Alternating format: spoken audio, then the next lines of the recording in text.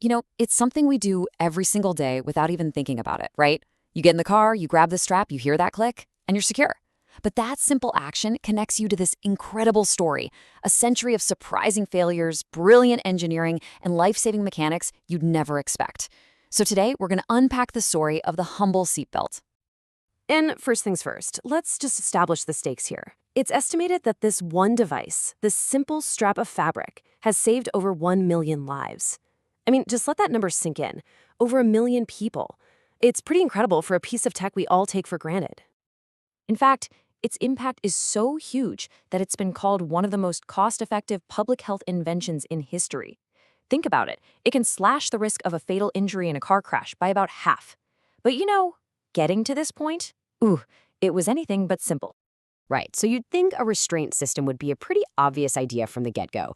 But the first attempts were, well, they were clumsy, people hated them, and in some cases they were actually downright dangerous. The first real push for this actually came from the world of high-speed racing.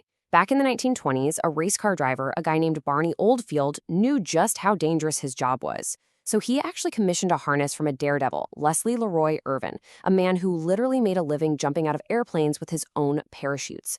But even with that pedigree, the idea just didn't catch on with the public. And here's the big reason why. Early seatbelts were just a single strap across your lap. That's it. So in a crash, all that force was concentrated on this one rigid line right across your gut. This led to a horrible collection of internal injuries to your organs and your spine, a condition that doctors grimly and literally called seatbelt syndrome. And on top of those very real medical problems, safety advocates had to fight this pervasive, deadly myth. I mean, people genuinely believed it was safer to be thrown out of a crashing car than to be trapped inside by a belt. Of course, we now know, without a doubt, the exact opposite is true. The public resistance was just staggering. Get this. In the 1950s, Nash Motors installed seatbelts in 40,000 of their cars. 40,000! But how many people do you think actually use them? Just 1,000. The idea just wasn't trusted at all. But then came the turning point. A Swedish engineer was about to solve the entire problem with an incredibly elegant design that every single one of us recognizes today. So meet our hero, Nils Bohlin. Now, he was an engineer over at Saab, and he wasn't working on cars. He was working on things like ejection seats for fighter jets. Volvo saw his expertise and hired him away with one single critical mission: make our cars safer. Bohlin's design was just pure genius in its simplicity. His three-point harness did three crucial things all at once. First, it secured the upper body and shoulders. Second, it secured the hips and the lower body. And here's the most important part. It spread all those immense crash forces across the strongest parts of our skeleton, our shoulders and our hips, which completely avoided the soft abdomen. Just like that, the problem of seatbelt syndrome was solved. And here's what I think is the most incredible part of this whole story. After Bohlin got the US patent in 1962, Volvo made this monumental decision. They released the patent for free. They gave it away, allowing every other car manufacturer in the world to use it. They chose to save lives instead of profiting from their invention. Just amazing. So Bohlin's design was the big breakthrough, but the story doesn't stop there. Because hidden inside that seatbelt retractor you never see is this whole symphony of mechanical and even explosive technology that has to work perfectly in just a few milliseconds.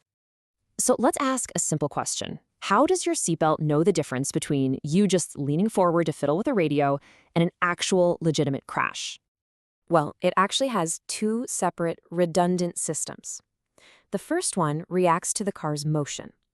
Just imagine a tiny weighted pendulum hanging inside the mechanism.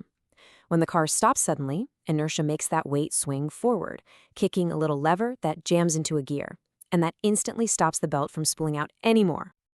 Now, the second system is one you've definitely felt yourself. You know that sudden jam when you yank the belt too fast? Well, you've just activated the centrifugal lock. When you pull the belt that quickly, it spins its spool, and that forces these small weighted levers to fly outward and catch on a totally separate set of locking teeth. It's a completely different mechanism, which provides that crucial backup. Okay, now for the most surprising part. And this sounds totally made up, but it's true. Your seatbelt retractor contains a tiny, controlled, explosive charge. But it's not for locking it. It's for something else entirely. It's a device called a pretensioner. When a crash is detected, the very same sensor that tells your airbags to deploy also sends a signal that ignites this charge. The gas that's produced instantly drives a mechanism that forcefully retracts the belt, yanking you back tight against your seat milliseconds before the main impact even hits you. It removes every last bit of slack, making the belt way more effective. And finally, there are even these clever little features designed to soften the blow. There's a metal rod inside called a torsion bar that basically acts like a tiny shock absorber. It twists slightly to soak up some of that violent energy. And some belts even have special stitches sewn into them that are designed to rip apart under extreme force. This lets the belt give just a few millimeters, a tiny, controlled stretch that can mean the difference between a bad bruise and a broken bone.